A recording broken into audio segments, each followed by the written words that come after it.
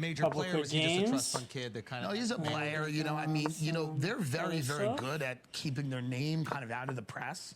So, I mean, you know, what he did or didn't do or how powerful any people are in that family, you know, you kind of have to guess because there's a lot of, you know, websites that will tell you that every stoplight is them. That's going on, and the weather, and all in Taylor Swift and the Super Bowl and all of it. Pulled Taylor? I mean, I'm sure. It's just because a lot of it is silly. But they are incredibly powerful, and they're very good at keeping themselves kind of in the background of the photo. So in the photo, there's like people that we all know, the leaders of countries and everything. And in the background, it's kind of, you know, they're off to the side, but they're there. They're hanging. They're interesting. Tim, I'm really excited you're here because I feel like there is a problem. And I feel like... With the Rothschilds. Okay. Well, not just the Glad that's why I was brought. It's not just the Rothschilds. It's that, like, I feel...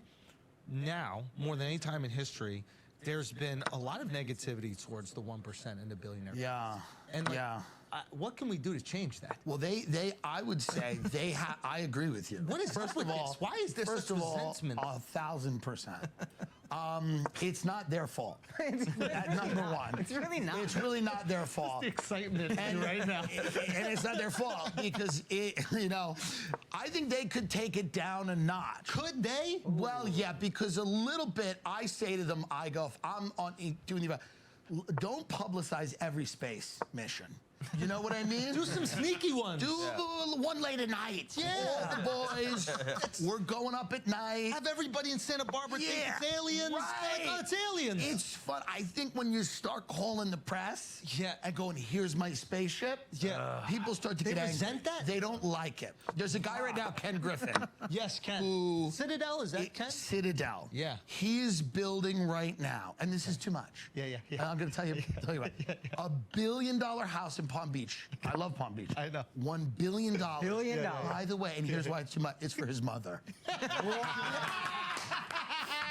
He thought he was going to get away with it. That bitch is dead soon. He's moving right in. Too much to say those words. I'm spending $1 billion to build the most expensive house in the world. And then it's all for mom.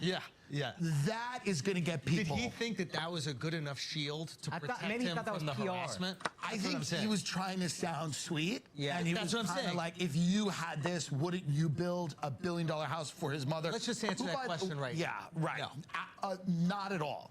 But for your dad. You guys gotta love your mother.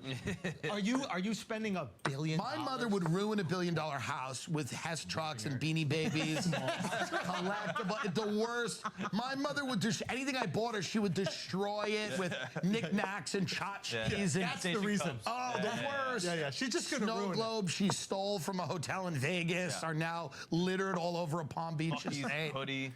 So you think the billionaires are going too far? They're flexing on the gram a little bit too much. If it was $900 million, you think it's not a problem? I think it's. I think actually, maybe almost, because that B is a line in the sand and saying like, I think it's he wants $1 billion. He's doing it. It's $1 billion. It is $1 billion. It's $1 billion. So that in and of itself makes people go. It's like that first episode of Billions where they tell Bobby Axelrod, they go, just don't buy the house. And he's like, I'm buying it. And he goes, I'm going to buy the house. So I get it. Somebody told him. Somebody went to him and went, hey, don't do it. There's a few billionaires talk, and they're like, hey, man, I get it. I get it. He already owns the most expensive apartment in New York City. He was the Wall Street Bets guy, right, that they were betting against? Was that him? He was one of them, I believe. He's the guy who, I think Citadel owned Robinhood, and he was using the data from Robinhood to make trades at his hedge fund Citadel. So he was like beating the trades that he was taking. It's kind of a genius fucking thing to do, but he's a smart guy. But I think a few people were probably like, hey, man, don't do this. That was for the dub? It's $1 billion for you got pretty wrecked a there. single family house. That's crazy. On an island where the average price of a house is probably north of 10, 15 million, meaning these are all very rich people already. Dude, what are you doing? They're looking at you like you're an asshole. Do you know how, like, because every time we hang out, you'll tell me a hilarious story of like, these people you've collected in your life. Like, you have a absolutely mind-boggling friend group. There's yes, their minds are boggled. Yeah. Make them move, bro. Yeah. So when you're interacting with some of these people, are they like expecting you to keep it real with them? Are you brought there to be like, No. he's gonna be out? Never. Okay. Never.